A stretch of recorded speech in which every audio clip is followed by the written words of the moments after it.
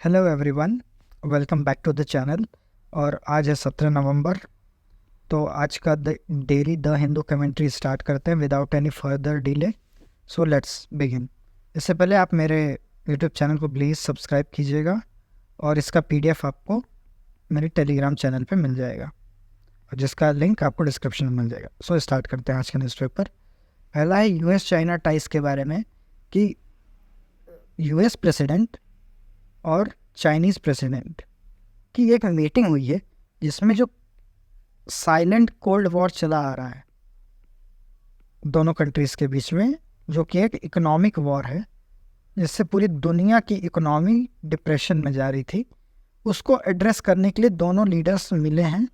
और इससे कुछ पॉजिटिव टॉक्स भी हुए हैं इनके बीच में, जिसमें से ये, लेकिन एक कंटेंशियस इशू है ताइवान का। ठीक है, तो ताइवान जो है, जिसको रिपब्लिक ऑफ चाइना भी बोला जाता है,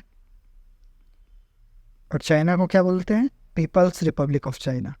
तो ये थोड़ी छोटी छोटी बातें हैं जो आपको पता होनी चाहिए क्या है रिलेशनशिप। और ताइवान जो है वो इंडो पैसिफिक जो रीजन है, इंडो पैसिफिक, जिसमें यूएस इधर से है, चाइना का ये है और इंडिया ये है।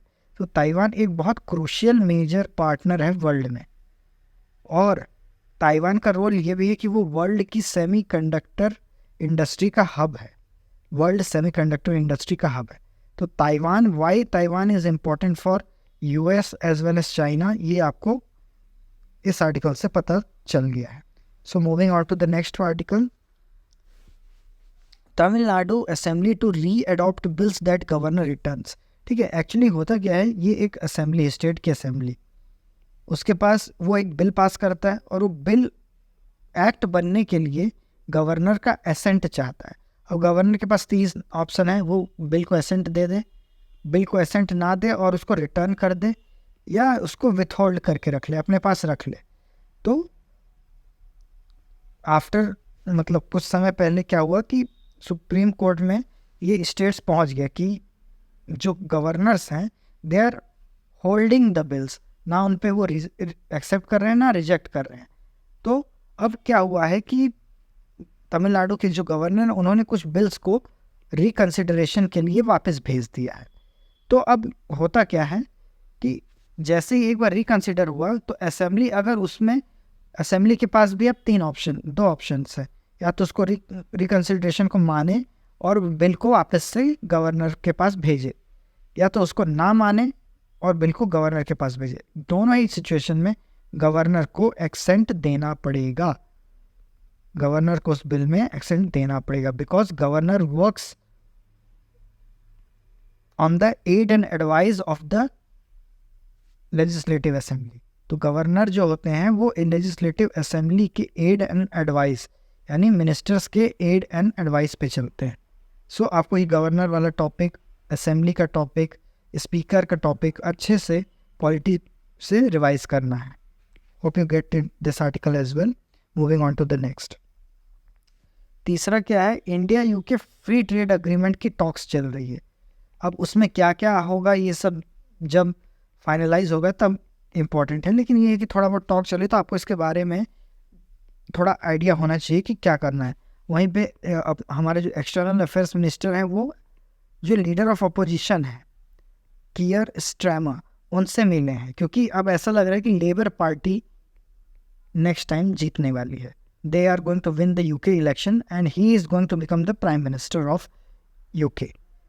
तो ऋषि सुनक जी अब हटने वाले हैं, क्योंकि जितने भी सर्वेज आ रहे हैं उसमें 70% एज है लेबर पार्टी को, कंजर्वेटिव पार्टी हटने वाली है। तो इंडिया भी चाह रहा है कि जो अपोजिशन लीडर हैं वहाँ के यूके के, उनके साथ भी रिलेशंस अच्छे बनाए जाए। Hope you get this point कि एस जयशंकर साहब क्यों इनसे मिले। सो ये तीसरा आर्टिकल था। Moving on to the next. अब जैसे ये second anti piracy patrol in Gulf of Guinea. अब गल्फ ऑफ गिनी जो है ये प्लेस इन न्यूज़ की इंपॉर्टेंस है। तो ये गल्फ ऑफ गिनी है, ये अटलांटिक ओशियन का पार्ट है, अफ्रीका जो कॉन्टिनेंट है उसके ईस्टर्न साइड पे है। तो ये इतने जो कंट्रीज़ हैं, वेस्टर्न साइड पे हैं, और ये जो कंट्रीज़ इस गल्फ ऑफ गिनी के टच कर रहे हैं, ये आपको एक बार आइडिया होना चाहिए। तो इसमें मेनली यही था कि मतलब गल्फ ऑफ गिनी का लोकेशन प्लेसेस इन न्यूज़ के पॉइंट ऑफ व्यू से ये प्लेस इंपॉर्टेंट था. Hope you get this article as well. Moving on to the next. हाँ, ये है कि LVM-3 ये जो इंडिया का एक लॉन्च व्हीकल है, तो वो उसने क्या किया है कि चंद्रयान-3 को लॉन्च किया. वहीं से मैंने ये एक इन्फोग्राफिक दिया कि इंडिया के पास कौन कौन सी सैटेलाइट लॉन्च व्हीकल है. SLV है, ASLV है, PSLV है, GSLV Mark 2 है, GSLV Mark 3. और ये GSLV Mark 3 का ही नाम चेंज करके LVM-3 रखा गया है. ठीक है, तो इसमें कितना इसका पेलोड कितना है, इसका प्रोपल्जन टेक्निक क्या है, कौन कौन से इंजन यूज़ होते हैं, सॉलिड होते हैं, लिक्विड होते हैं, क्रायोजेनिक होते हैं. Solid, liquid, cryogenic. Solid solid PSLV पूरा सॉलिड पे चलता है. तो इंजन के भी दो प्रकार होते हैं, एक लिक्विड प्रोपेलेंट होता है, सॉलिड प्रोपेलेंट होता है. सॉलिड में तीनों स्टेज में सॉलिड कम भरा जाता है, और इसमें एक स्टेज सॉलिड होता है, बाकी एक स्टेज लिक्विड होता है, और ऊपर वाला क्रायोजेनिक इंजन होता है. So hope you gate these two infographics as well. आगे बढ़ते हैं. ठीक है, 4 prices pose risk to aligning inflation to 4% target. तो RBI की मॉनेटरी पॉलिसी क्या कहती है कि इन्फ्लेशन जो है उसका 4 ± 2 यानी 2% से लेकर 6% के बीच में इन्फ्लेशन होना चाहिए देश में. और इसका इंश्योरमेंट किसके अंडर आता है? RBI का. तो वही कहा गया है कि जो 4% का टारगेट इसको अचीव करना थोड़ा मुश्किल हो सकता है अपकमिंग मंथ में, नवंबर और दिसंबर में. क्यों टफ हो सकता है? राइजिंग फूड प्राइसेस, खाने का जो सामान है उसका कीमत बढ़ रहा है. अब जैसे अनियंस हो गए, टोमेटोज हो गए, सीरियल्स हो गए, पल्सेस हो गए, शुगर हो गए, ये मेन कमोडिटी हैं जो महंगे होते हैं. Hope you get this article as well. तो इन्फ्लेशन में RBI की मॉनेटरी पॉलिसी का क्या रोल है? इन्फ्लेशन को मेज़र कैसे करते हैं, इसको आप सब अपने इकोनॉमी के नोट्स से अच्छे से रिवाइज करेंगे. तो नेक्स्ट आर्टिकल है India cut windfall tax on diesel and crude oil. Windfall tax क्या होता है उसके बारे में मैं अबाउट सेक्शन में ये लिख दिया हूँ, और आप इसको अच्छे से पढ़ेंगे तो आपको समझ में आएगा कि विंडफॉल टैक्स होता क्या है. Hope you get this article as well. चल आगे देखते हैं एडिटोरियल्स. 2 एडिटोरियल हैं. एक है इलेक्टोरल बॉन्ड स्कीम के ऊपर, जो आप खुद से पढ़ेंगे. इसमें इलेक्टोरल बॉन्ड स्कीम कैसे ट्रांसपेरेंसी के लिए खतरा है, क्योंकि यहाँ पे जो भी डोनेशंस होते हैं वो एनोनिमस होते हैं, पता ही नहीं चलता कौन कैसे डोनेट कर रहा है. तो ये यहाँ पे उसका क्रिटिसिज्म है. ये पहला आर्टिकल है चिकनगुनिया के बारे में. पहली उसकी वैक्सीन आई है, तो ये वैक्सीन भी इम्पोर्टेंट हो जाता है, ये डिज़ीज़ भी इम्पोर्टेंट हो जाती है. और ये डिज़ीज़ कैसे होती है, वायरल इन्फेक्शन है या बैक्टीरियल इन्फेक्शन है, ये और इसके सिम्टम्स क्या होते हैं, वैक्सीन का कंपोजिशन क्या है, कौन कौन से मॉस्किटोज इसको स्प्रेड करते हैं. तो ये पूरा बहुत अच्छा आर्टिकल है, पूरा कॉम्प्रिहेंसिव व्यू के लिए कि आपको क्या इसमें समझना है.